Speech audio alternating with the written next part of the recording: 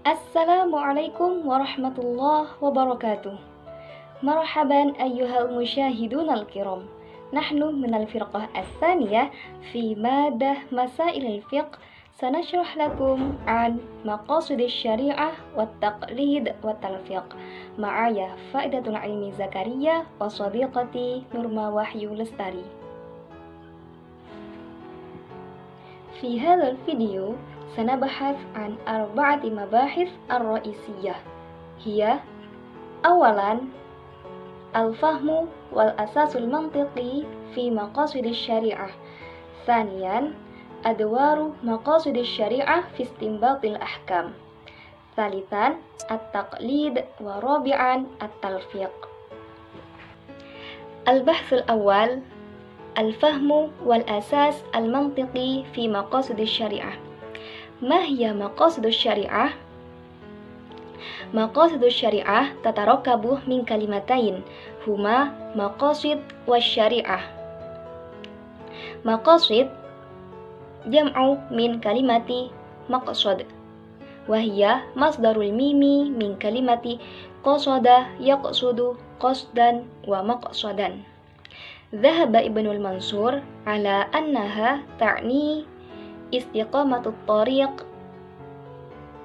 والاعتماد.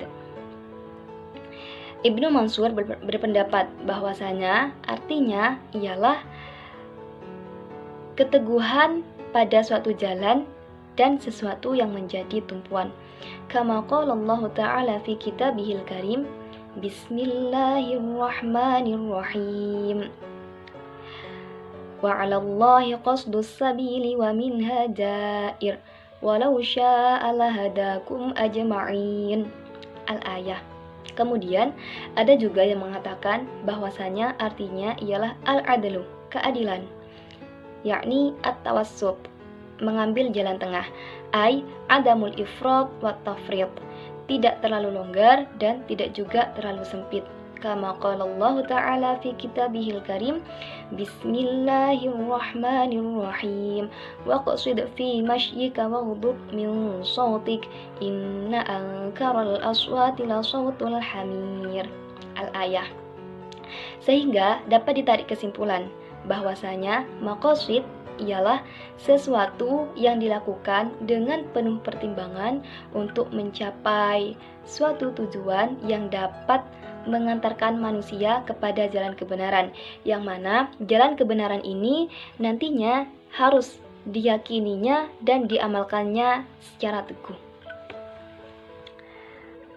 Wasyari'ah lughawiyan ta'ni mauridul ma' alladhi yashrabu fihi al-hayawan. Secara bahasa, syariah berarti tempat mengalirnya air. Wa'lamu anna syari'ah ka mauridil ma' ta'ni annal ma' huwa masdarul hayatil basyariyah wal hayawaniyah wan nabatiyah. Fakadzalikal Islam alladhi huwa masdaru hayatil muslimin wa naf'ihim wa taqaddumihim wa salamatihim fid dunya wal akhirah.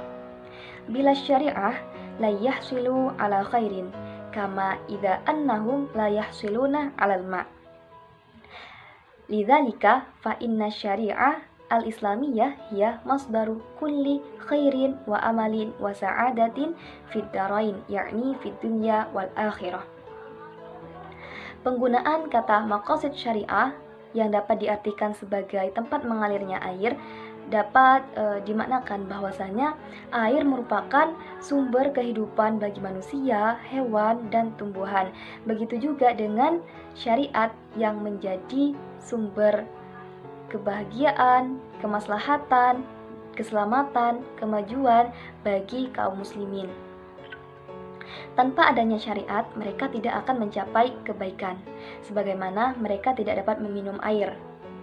Oleh karenanya, syariat Islam merupakan sumber dari setiap kebaikan, harapan, dan kebahagiaan, baik di dunia maupun di akhirat. Wa maqasidus syariah syar'an ara'un katsir dhahabahal ulama al-khalafiyah, kama qala Tahir bin Ashur ala anna maqasidash syariah hiya al-ma'ani wal hikam allati nashadaha syari' fi kulli tahdidil ahkam al-am. Thahir bin Ashur berpendapat bahwasanya maqasid syariah adalah makna-makna dan hikmah-hikmah yang dikehendaki oleh syari', yaitu Allah Subhanahu wa taala, dalam setiap penetapan hukum secara umum. Wara'a Mansur al-Khalifi anna maqasid syariah kal ma'ani wal hikam allati turadu biha syari' fi tahdidi kullil ahkam litahqiqi masalihin nas imma fil hayatid dunyawiyah awil ukhrawiyah. Sedangkan Mansur al-Khalifi berpendapat bahwasanya maqasid syariah ialah makna-makna dan hikmah-hikmah yang dikehendaki oleh syari' dalam setiap penetapan hukum untuk merealisasikan kemaslahatan manusia, baik di dunia maupun di akhirat. Wa bihadzal bayan nastati'ul istintaj bi anna maqasid syariah hiya al-asrar wal ghayah allati haqqaqaha syari' fi kulli hikamin wada'ahu.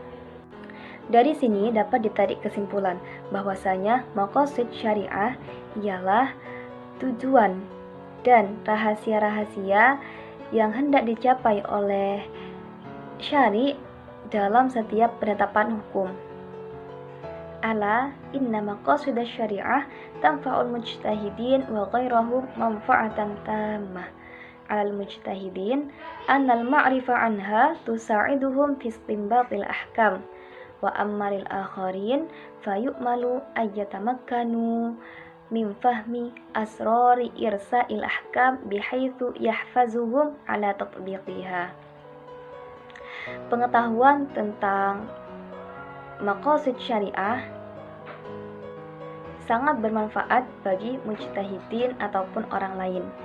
Bagi para mujtahid, memahami maqasid syariah dapat membantunya dan memudahkannya dalam setiap istinbat hukum. Sedangkan bagi orang lain diharapkan dapat mengetahui tujuan ditetapkannya hukum-hukum dalam Islam sehingga mendorong dan memotivasinya dalam mengamalkannya. Wa yumkinu tahqiqu hadhil masalih idza huqiqat al-anasir al-khamsah wa hiya hifdzud din wa hifdzun nafas wa hifdzul aql wa hifdzun nasl wa hifdzul mal. Kemaslahatan ini dapat dicapai apabila 5 unsur berikut ini dapat terjaga dan terpelihara dengan baik. Apa saja 5 unsur tersebut? Yang pertama yaitu menjaga agama, untuk kemaslahatan agama. Yang kedua, jiwa. Yang ketiga, akal. Keempat, keturunan. Dan yang kelima, harta. Wal'an adwaru maqasid syariah fi istinbatil ahkam. Peran maqasid syariah dalam penetapan hukum. Ra'a Satria Effendi anna maqasid syariah asas fi ta'ini wa itsbatil ahkam wa sarat miftahu najahil mujtahidin fi ijtihadihim. Lidzalika yalzamu 'alal mujtahidin ma'rifatah maqasid syariah fi tatwiri wa tafkiril ahkam wa tahlilil mushkilat al-islamiyah al-hadithah allati la tulkaru fil Qur'an was sunnah zahiriyan. Satria Effendi berpendapat bahwasanya maqasid syariah merupakan dasar dalam penetapan hukum dan menjadi kunci dari kesuksesan mujtahid dalam melakukan ijtihad. Oleh karenanya, para mujtahid harus memahami maqasid syariah dalam perkembangan pemikiran hukum Islam dan penyelesaian masalah-masalah kontemporer yang mana tidak dijelaskan dalam Al-Quran dan Sunnah secara eksplisit. Ahsan, syukran. Al-istimrar huwa at-ta'rifu at-taqlid wa talfiq. Al-awwal at-ta'rifu at-taqlid.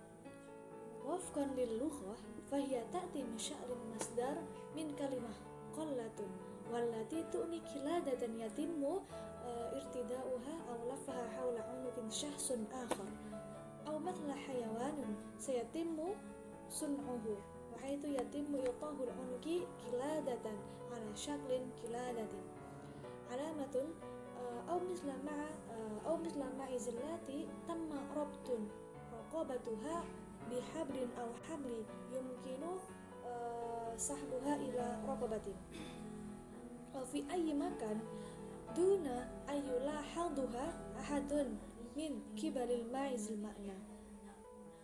Oke. Untuk penjelasan pertama yaitu pengertian dari taklid. Menurut bahasa, taklid itu adalah bentuk masdar dari kata qallada yuqalladu, berarti kalung yang dipakai atau dikalungkan ke leher orang lain, atau seperti binatang yang akan dijadikan dan di mana lehernya itu diberi kalung sebagai tanda atau sebagai suatu ciri-ciri atau suatu identitas, atau seperti kambing yang lehernya itu telah diikat dengan tali atau tambang yang dapat ditarik kemana saja tanpa didasari oleh kambing yang bersangkutan. Itu merupakan pengertian dari taklid secara bahasa. Al-istimrar بينما التقليد حسب المصطلح هناك عدة صيغ منها. الأول تعبير ينكس موقفا يتبع الآخرين في رأية وأفعاله من خلال الإيمان بواقعه دون إجراء تحقيقات وتفكيز من الحجج. وبعده قبول الآراء الآخرين دون معرفة الحجج ودون معرفة قوة هذه الحجج. وبعده الصدقة بناء على آراء الآخرين دون معرفة الحجج. Untuk yang pertama, di sini untuk pengertian taklid menurut istilah itu tadi terdapat 3 poin. Untuk yang pertama yaitu suatu ungkapan yang mencerminkan sikap seseorang mengikuti salah satu atau mengikuti orang lain baik dalam pendapatnya, baik dalam perbuatannya maupun dalam kesehariannya dengan meyakini realitasnya tanpa melakukan penyelidikan dan pemikiran terhadap dalilnya. Jadi di sini seseorang itu menirukan setiap pendapat atau perbuatan orang lain itu tanpa disertai dengan dalil-dalil atau tanpa disertai dengan bukti-bukti tertentu. Jadi hanya mengikuti saja. Kemudian di poin yang kedua yaitu menerima pendapat orang lain tanpa mengetahui dalil-dalil serta tanpa mengetahui kekuatan dari dalil-dalil tersebut. Ini seperti di poin pertama, tetapi yang poin kedua itu ada dalil tetapi tidak bersikap tabayun. Jadi cuma mengikuti saja, tidak intinya kekuatan dalilnya itu masih diragukan. Jadi dalilnya itu masih bisa dibilang masih lemah. Kemudian yang ketiga yaitu as-sadaqatu bina'u ala ara'il akhirina duna ma'rifatil hujaji. Di sini beramal berdasarkan pendapat orang lain tanpa mengetahui dalil-dalilnya. Nah, kalau di sini sudah diamalkan, menerima dan diamalkan. Jadi double. Nah, sesuai dengan pengertian bahasa dan pengertian istilah di atas, jadi taklid itu ada beberapa kategori. Tapi untuk yang saya sebutkan di bawah ini yang tidak termasuk kategori dari taklid itu ada tiga macam. Saya sebutkan 3 macam. Untuk yang pertama yaitu beramal berdasarkan ayat Al-Quran dan hadis Nabi. Jelas di sini bukan taklid karena sudah ada dasarnya yaitu Al-Quran dan hadis. Yang kedua yaitu beramal berdasarkan ijma. Jelas juga sudah ada pegangannya, sudah ada dalil-dalilnya yang kuat, dalil dari mayoritas ulama dan lain sebagainya. Kemudian untuk yang ketiga itu seorang hakim yang memutuskan perkara berdasarkan kesaksian saksi yang adil. Nah, di sini sudah tentu ini bukan taklid karena di sini ada saksi yang adil. Ini bukan termasuk pengertian dari istilah tadi. Dan di sini pendapatnya sudah diketahui dalil-dalilnya dan sudah pasti. Nah, di sini taklid itu lebih banyak digunakan dalam arti mengikuti perbuatan-perbuatan atau mengikuti setiap pendapat-pendapat. Sedangkan lawan kata dari taklid itu adalah ittiba, yaitu sering digunakan dalam masalah mengikuti atau ikut sesuai dengan faham-faham, yakni mengambil hukum berdasarkan metode-metode yang digunakan oleh para ulama, digunakan oleh para mujtahid, para fuqaha yang diikutinya. Itu termasuk ittiba, lawan kata dari taklid. Nah, dari definisi itu tadi dapat disimpulkan bahwa taklid adalah suatu ungkapan yang yang mencerminkan sikap seseorang yang mengikuti orang lain, baik dalam pendapatnya maupun dalam perbuatannya, dengan meyakini realitasnya tanpa melakukan penyelidikan atau pemikiran terhadap dalil-dalil atau hujah-hujah yang ada. Itu termasuk pengertian dari taklid. Al-istimrar ya qanunut taklid, yaitu hukum dari taklid. At-taqlidu fil aqidati awil qadaya ra'isiyatul 'amah. Mabadahu at-taqlidu masyakilil fard. Nah, untuk yang pertama yaitu taklid dalam akidah atau masalah-masalah pokok yang umum, yaitu al-usulul 'ammah. Nah, di sini permasalahan akidah atau usuluddin seperti mengetahui Allah dan sifat-sifatnya, dalil-dalil kenabian, tentang akidah dan akhlak, dan apa saja yang diketahui secara doruri dalam agama, baik dalam hal ibadah, dalam hal muamalah atau hubungan hablum minallah dan hablum minannas. Kemudian saksi-saksi atau saksi-saksi itu al-uqubat atau perbuatan-perbuatan yang diharamkan, yang kesemuanya itu telah ditetapkan secara qat'i. Qat'i itu seperti contohnya yaitu seperti haramnya riba, terus tidak boleh mendekati zina, bolehnya jual beli, terus bolehnya pernikahan, bolehnya pinjam meminjam, sewa menyewa dan lain sebagainya. Terus kemudian pelaksanaan rukun-rukun Islam yang kelima yaitu syahadat, sholat, zakat, puasa, haji. Dalam masalah-masalah ini maka taklid itu diperbolehkan menurut pendapat mayoritas ulama. Nah, di sini berbeda dengan pendapat mayoritas tersebut, yaitu Abdullah ibnu Hasan al-Anbari, yaitu ulama Hasawiyah dan Syiah Batiniyah, itu menyatakan bahwa dalam masalah tersebut taklid itu diperbolehkan. Nah, di antara dalil-dalil yang digunakan atau hujah yang digunakan mayoritas ulama yang tidak diperbolehkan taklid dalam masalah hal ini itu sebagai berikut. Yang pertama yaitu memikirkan dan melihat fenomena alam berupa suatu kewajiban berdasarkan firman Allah Subhanahu wa taala. A'udzubillahi minasyaitonirrajim. Bismillahirrahmanirrahim. Inna fi khalqis samawati wal ardi wa ikhtilafil laili wan nahari laayatil liulil albab. Nah, di sini dalam surat Al-Imran ayat 190 yang berarti sesungguhnya dalam penciptaan langit dan bumi dan pergantiannya malam dan siang terdapat tanda-tanda kebesaran Allah Subhanahu wa taala bagi orang yang berakal. Nah, di sini di poin kedua yaitu para ulama telah sepakat dalam masalah kewajiban mengetahui Allah, apa saja yang diperbolehkannya maupun yang tidak. Itu kewajiban tersebut tidak dapat dilakukan dengan jalan taklid. Seseorang muqallid atau seseorang yang melakukan taklid hanya sekedar mengambil hukum dari orang yang diikutinya tanpa, di sini ada di garis bawah, yaitu tanpa mengetahui apakah hukum itu benar atau salah.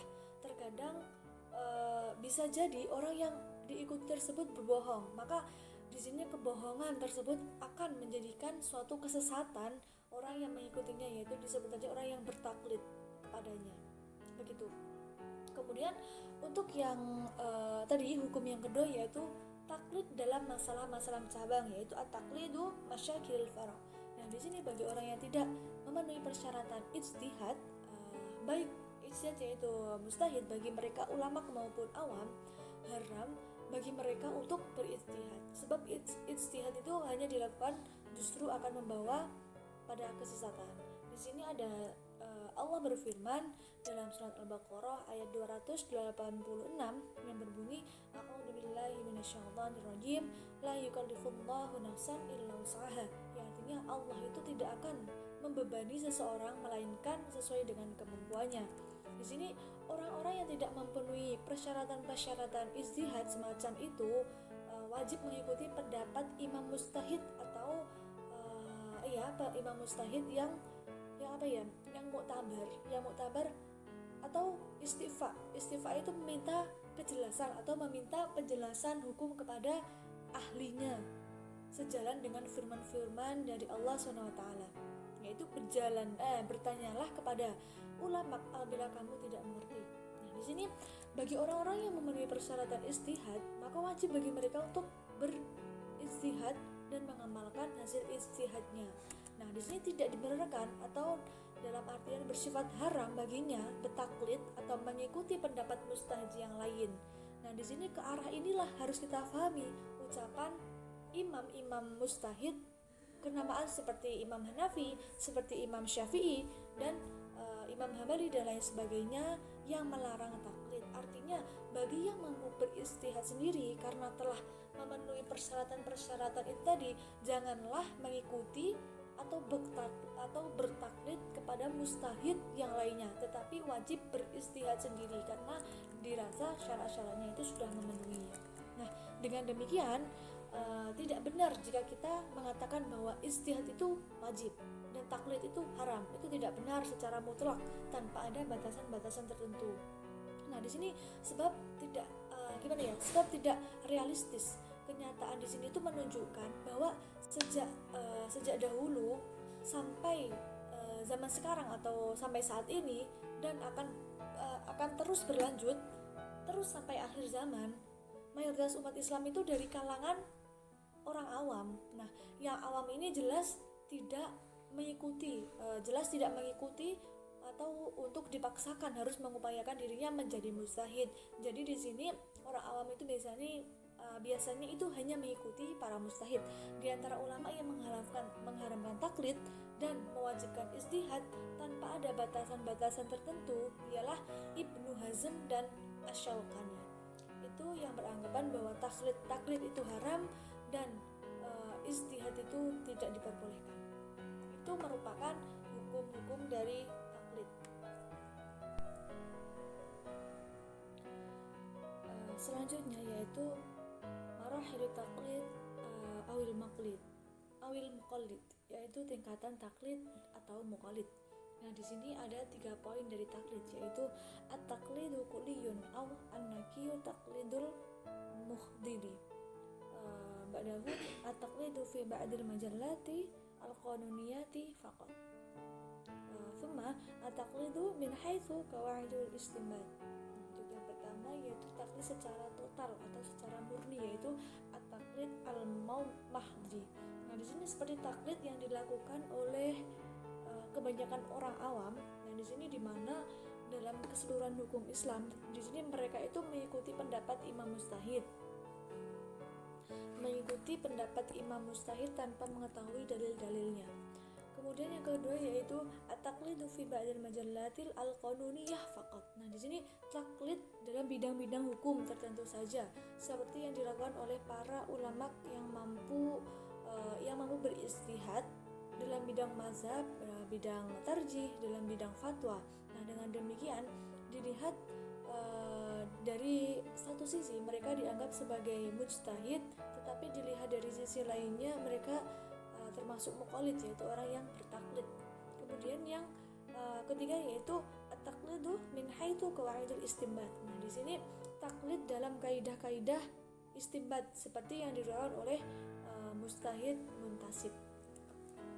Untuk penjelasan selanjutnya nanti mungkin teman-teman bisa membaca di referensi atau lengkapnya dibaca di makalah yang sudah pemateri sampaikan. Kemudian al-istimrar wa at-ta'rif at-talfiq. Definisi dari talfiq, penjelasan selanjutnya yaitu talfiq. Tadi sudah talfiq, sekarang yaitu talfiq. Hasab al-lughah fa inna asal kalimah lafaqa, yakni taqrib fi wahid. Wa fi waqti nafsihi wa wafqan lil mustalahi fa inna talfiqa ta'khudhu aw tattabi'u qanunan hawla hadathin ma min khilali akhudhiha min madarisi fikriyati mukhtalifah.